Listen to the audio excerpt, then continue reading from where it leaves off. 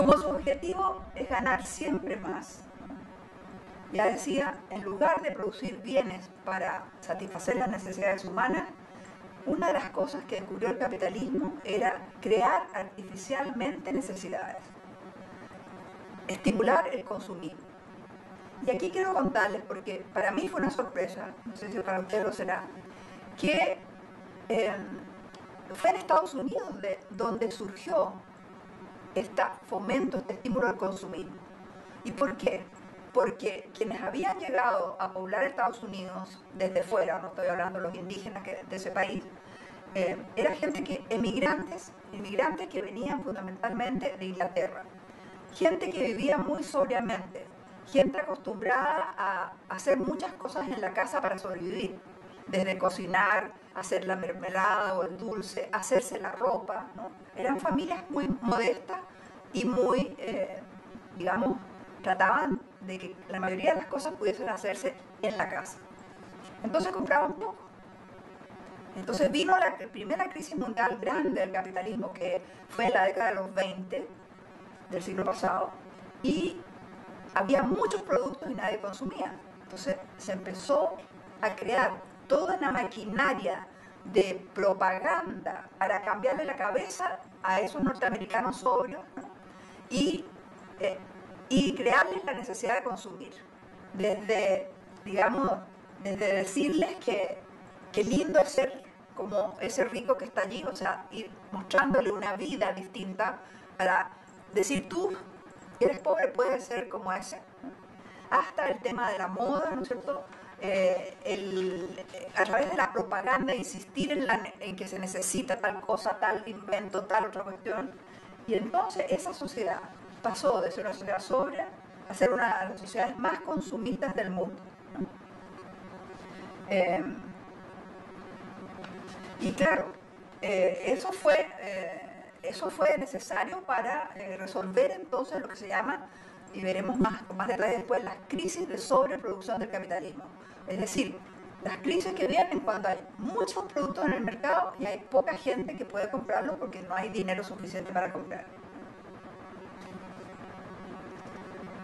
Entonces se transformó lo que antes era lujo, lo que antes era una necesidad y productos que se le vendían a la élite, a los sectores más adinerados, el lujo se transformó en una necesidad. Y hoy día nosotros estamos viendo, ¿no es cierto?, como por ejemplo el cambio del celular, que alguien necesite un celular es un gran invento, el celular, el teléfono celular, ¿no es cierto? Pero es una necesidad tal vez para el mundo actual, para comunicarse. Pero ¿qué necesidad existe en cambiar el celular cada año por otro distinto, mejor? Y las computadoras, y cómo se va, digamos, creando nuevas cosas. Y además, en lugar, por ejemplo, ¿cómo se llama? La batería de la computadora, ¿no es cierto? En lugar de hacer el modelo de la misma firma, en lugar de hacer la misma batería para los distintos modelos que se van perfeccionando, cada modelo tiene otra batería y te obligan a comprar otra batería, ¿no? Bueno, entonces, fíjate que en los 20 teníamos un país, ¿no es cierto?, con muy poco consumo. En los 30 ya el 60% de las radios, automóviles y muebles eran vendidos con tarjeta de crédito, porque es la otra. Inventan esta tarjeta de crédito en que a ti te entregan el producto antes que tú lo pagues. Entonces hay una gran dependencia de la persona que compró, porque si no paga le quitan las cosas que ha comprado, se queda sin nada, se queda sin poder comer, ¿no?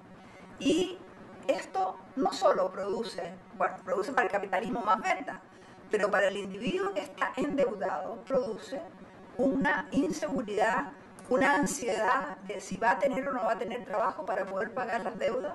Y por eso se dice, y bueno, Tomás Moriano, chileno, decía que la clase obrera pierde combatividad. El hombre endeudado del capitalismo produce una falta de combatividad porque los obreros no se atreven a arriesgar su trabajo porque saben de que tienen que sobrevivir y no tienen cómo pagar las deudas, ¿no? Y por eso entonces es que está Nunca el dinero que tienes, el dinero de una familia alcanza para consumir todo lo que le ofrece la propaganda capitalista. Siempre hay nuevos productos y hay gente, ustedes, entre sus amigos, ustedes mismos, hagan un análisis. Hay personas que apenas aparece un producto, sienten la necesidad de comprarlo, ¿no? Entonces, había un compañero, un trabajador, que reflexionaba sobre esto y decía, bueno, para poder sobrevivir yo necesito 8 horas de trabajo, las 8 horas de la jornada laboral. Para poder consumir lo que me ofrecen necesito otras 8 horas. Entonces, ¿cuándo voy a tener tiempo para trabajar en mi comunidad, en mi sindicato, para asistir a reuniones? No me queda tiempo. Es una forma también de transformar a las personas en personas que se dedican, no viven. O sea, nosotros decimos, la sociedad es esta, la gente no come para vivir o no trabaja para vivir, sino que vive para trabajar, vive para consumir, ¿no? Se transforma en un esclavo del consumo, ¿no? Y otra de las aberraciones del capitalismo es el tema del empaquetado, de cómo te ofrecen el producto. ¿Saben ustedes que la pasta de diente, hay un dato de la pasta de diente, ¿no? El 90% del costo de una pasta de diente tiene que ver con el marketing, o sea, con la técnica de mercadeo, con la propaganda que hace. Oye, colgate, que mira tus dientes blancos, que mira cómo se te cura la carie, que qué sé yo, ¿no? Ese costo. El producto cuesta menos hacerlo, cuesta 10% hacerlo, 10 y 90 veces más cuesta lo que se paga en propaganda. ¿Cómo no va a ser absurdo? Pero otra de las características de este capitalismo es las mercancías que se hacen hoy en el capitalismo en Estados Unidos.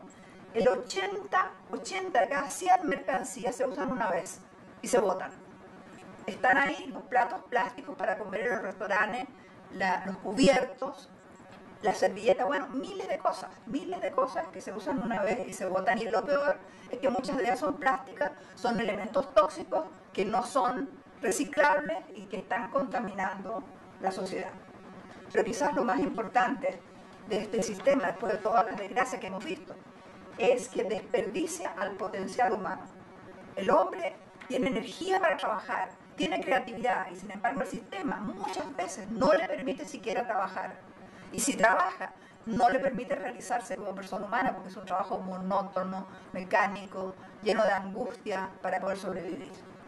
Entonces yo quería terminar este bloque aquí con esta visión de lo que es el capitalismo. Bueno, y que tenemos que ver qué hacer frente a esto.